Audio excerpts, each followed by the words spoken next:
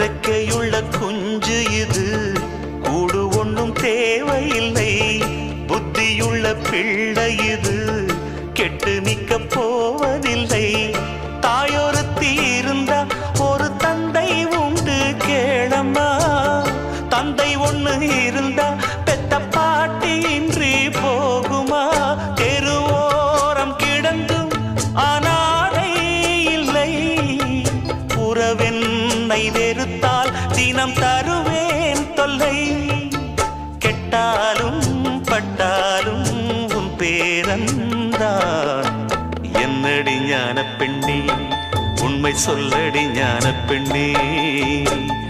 நடந்தால் 2 அடி, இருந்தால் 4